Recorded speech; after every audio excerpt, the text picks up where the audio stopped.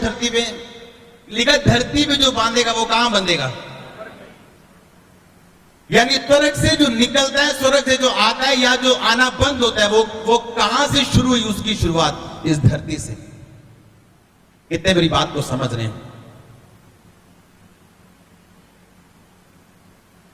आज जब मैं आ रहा था, परमेश्वर ने मुझे सुबह बताया कि पहले मेरे लोगों को बताना कि वर्ड की इंपॉर्टेंस क्या है, वचन की इंपॉर्टेंस कितना महत्वपूर्ण है ये वचन। आप एक बात को नोटिस करेंगे, जितने लोग वचन नहीं पढ़ते लेकिन प्रार्थना करते हैं, वो हमेशा गलतियां करने वाले मसीही लोग होंगे, खासकर अपने स्वभाव में। कितने मेरी बात को समझ रहे हैं? आप नोटिस करेंगे इस चीज को कि जितने मसीही लोग, प्रार्थना करने वाले मसीही, वो प्रेयर में बैठेंगे, 2 घंटे प्रेयर करेंगे लेकिन बाइबल नहीं पढ़ेंगे। आप देखेंगे उनको गलतियां करते हुए, और ज्यादातर गलतियां वो कहां करेंगे? अपने स्वभाव में। कितनों को मेरी बात समझ आ रही है? मैं सच कह रहा हूं कि नहीं? एक दिन मैंने आपको बताया था कि वचन कूलेंट की तरह है। मोटरसाइकिल में जो मोगलाइल पड़ता है ना, चलता किससे मोटरसाइकिल? मोगलाइल से या पेट्रोल से? फिर उसको डालने की क्या जरूरत है? गाड़ियां डीजल से चलती हैं, पेट्रोल से चलती हैं, फिर उनमें तेल डालने की क्या जरूरत है जो 1400-1500, 3000, 4000 का भी आता है वो, ताकि गाड़ी चलने के दौरान जब वो गर्म हो, तेल उसे क्या करता रहे? ठंडा करता रहे और इंजन फटे ना। आप बहुत सारे लोग देखेंगे जो प्रार्थना तो करते हैं लेकिन वचन उनकी जिंदगी में नहीं। वो जैसे ही प्रेयर रूम से बाहर आएंगे, लड़ाई शुरू, हाँ या ना। वो जैसे ही प्रेयर रूम से बाहर आएंगे, अपने घर से, अपनी माता से, अपने पिता से, अपने हस्बैंड, अपनी वाइफ से, जैसे ही प्रेयर रूम से बाहर आए, क्या करेंगे वो? क्योंकि उनका इंजन क्या हो चुका है? गर्म हो चुका है। क्योंकि प्रेयर आपकी बॉडी पे क्या डालती है? इफेक्ट डालती है। आप चार्ज हो जाते हैं, आप पावर में आ जाते हैं, आपका फेथ लेवल बड़ा होता है, आपकी बॉडी चार्ज हुई होती। और अगर वचन आप में नहीं है, आप फिर क्या हो जाएंगे? ब्लो अप कर जाएंगे आप। गाड़ी गर्म हो जाती है ना, वे धुआं छोड़ती, फिर बोलते इंजन गर्म हो गया, इंजन गर्म हो गया। अपने इंजन ठंडे रखो अगर लंबा चलना है तो। कितने मेरी बात समझ रहे हैं? इसीलिए मैं आपको वर्ड ज्यादा देता हूं आजकल। इस संडे कौन कौन चर्च में थे? क्या हमने हीलिंग्स नहीं देखी? चमत्कार नहीं देखे?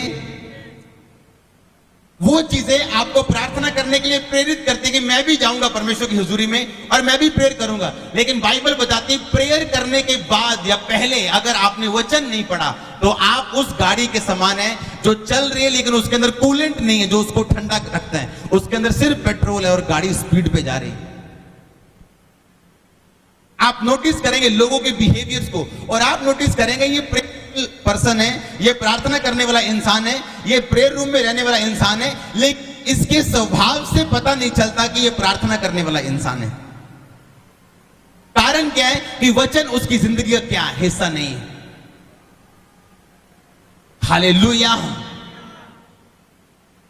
वर्ड आपकी लाइफ में आपको स्ट्रांग करता है और आपको लंबा जाने के लिए आपको ताकत देता है परमेश्वर का वचन। फिर आप प्रार्थना और वचन के द्वारा आप लंबा चल सकते हैं। लेकिन जो इन धागों से बटी हो, जुड़ी हो, जल्दी नहीं टूटती। लिखा है कि नहीं लिखा?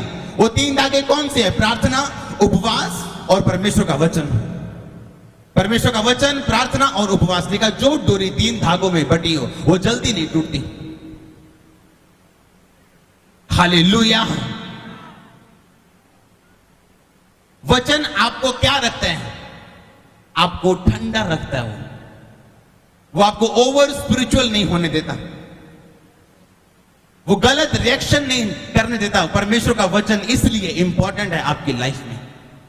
और कई लोगों की जिंदगी में सिर्फ वचन होगा, वो वचन सुनेंगे, बस वचन सुनाओ जी, वचन सुनेंगे, लेकिन प्रार्थना नहीं हो। और वो वचन जो उन्होंने सुना उनकी जिंदगी में पूरा होता हुआ महसूस नहीं होता। इसलिए वो अकेला वचन उनकी जिंदगी में विश्वास को बढ़ाने के बजाय क्या करते हैं? कम कर देते हैं।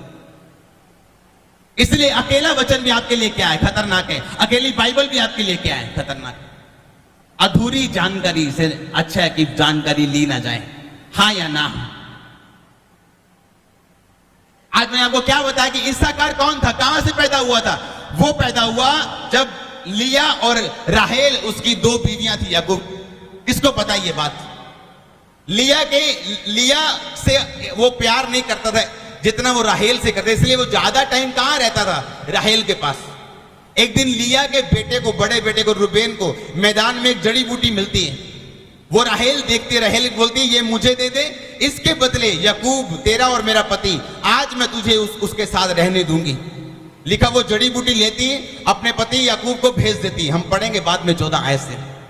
और जब उसे भेजती है, लिखा याकूब उसके पास जाता है, लिया के पास, और वो गर्भवती होती है और उसके कौन सा बेटा होता है? उसका नाम क्या रखता है वो? इस्साकार, यानी मजदूरी में मिला पुत्र। और अगर पढ़े, जब उत्पत्ति में आपको पढ़ाता हूं, आगे बाइबल में लिखा हुआ इस्साकार एक ऐसे गधे के समान बना जो मैदान में घास को देख के बैठ गया और मजदूरी लेने से प्रसन्न हुआ। कितने मेरी बात को समझ रहे हैं? हम पढ़ेंगे, मैं आपको पढ़ के बताता हूं। सब खोलो, उत्पत्ति 30 उसकी 14 आयत से मैं पढ़ता हूं। गेहूं की कटनी के दिनों में रुबेन को मैदान में दूधा फल मिले और वह उसको अपनी माता लिया के पास ले गया। तब राहेल जो लिया की छोटी बहन ने कहा अपने पुत्र के दूधा फलों में से मुझे कुछ दे। उसने उससे कहा तूने मेरे पति को, यानी लिया ने उसको कहा कि तूने मेरे पति को ले लिया है, तो क्या ये छोटी बात है? अब तू मेरे पुत्र के दूधा फल भी लेना चाहती? राहेल ने कहा अच्छा तू मुझे दूधा फल दे। तब लिया ने कहा मैंने जो अपने पति को अपनी दासी दी, इसलिए परमेश्वर ने मुझे मजदूरी दी, इसलिए उसका नाम उसने इस्साकार रखा। अब सब जन उत्पत्ति 49 उसकी 14 आयत को पढ़ो। उसमें लिखा इस्साकार कैसा काम करने लगा? वो ऊंचे बोलो, बोलो दास के जैसा। कैसा? क्योंकि वो पैदा कहां से हुआ था? मजदूरी से। और उसने बड़े होके क्या की फिर? कई बार लोग मेरे पास आते बोलते हैं हम ये फाइल लगाना चाहते हैं, हम ये मैरिज करना चाहते हैं, हम ये काम शुरू करना चाहते हैं।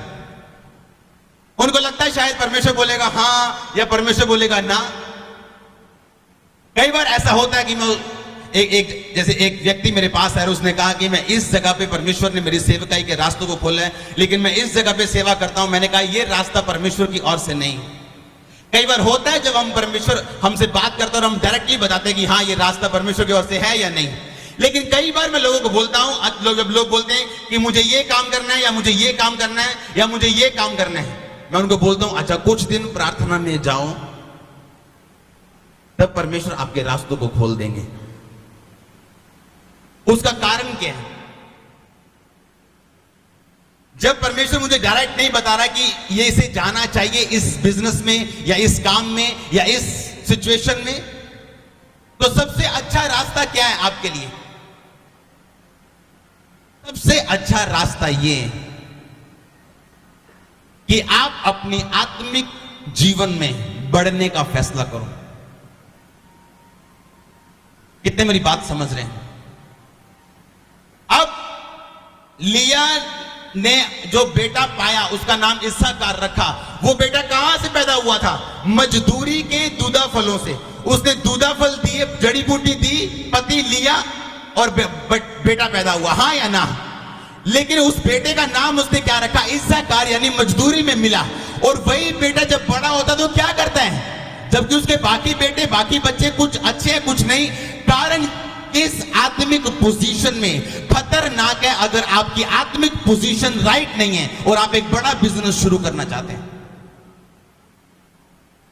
यह खतरनाक बात है अगर आपकी आत्मिक पोजीशन राइट नहीं है और आप एक बड़ा काम शुरू करना चाहते हैं। यह खतरनाक बात है अगर आपकी आत्मिक पोजीशन सही नहीं और आप एक सेवकाई को जन्म देना चाहते हैं। चाइनीज जो बच्चे होते हैं उनकी आंखें कैसी होती हैं? सीधी सीधी, छोटी छोटी। क्यों? उनके माता पिता की आंखें कैसी हैं? वैसी।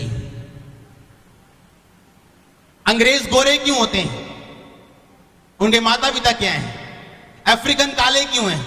उनके माता पिता क्या हैं? उसी तरह जो आप आत्मिक रीति में इस टाइम हैं, आप उसी तरह के बिजनेस, उसी तरह की जॉब, उसी तरह की मैरिज, उसी तरह की सेवकाई को जन्म दोगे। इसलिए मैं लोगों को बोलता हूं, कई बार जो मेरे पास आते पूछने के लिए, कई बार परमेश्वर डायरेक्ट बताता है कि ये काम नहीं करना, कई बार परमेश्वर बोलता है कि नहीं, आपने आत्मा, मैं बोलता हूं आत्मा में बढ़ो। अगर आप आत्मा में बढ़ते जाओगे, एक टाइम आएगा, हो सकता है परमेश्वर आपको बड़ा बिजनेस देना हो और आप ऑटो डालने की बात कर रहे हो और वो ऑटो परमेश्वर की ओर से हो, क्योंकि वो आपको सिर्फ थोड़े दिनों के लिए, क्योंकि अगर आप आत्मिक हैं, आप उसी ऑटो से एक दिन ट्रांसपोर्ट कंपनी के मालिक बन सकते हैं। फिर आप वही थोड़े से लोगों को आप बड़ा देश बना सकते हैं। लेकिन प्रॉब्लम क्या है? प्रॉब्लम ये है कि हमारी आत्मिक पोजीशन कैसी है।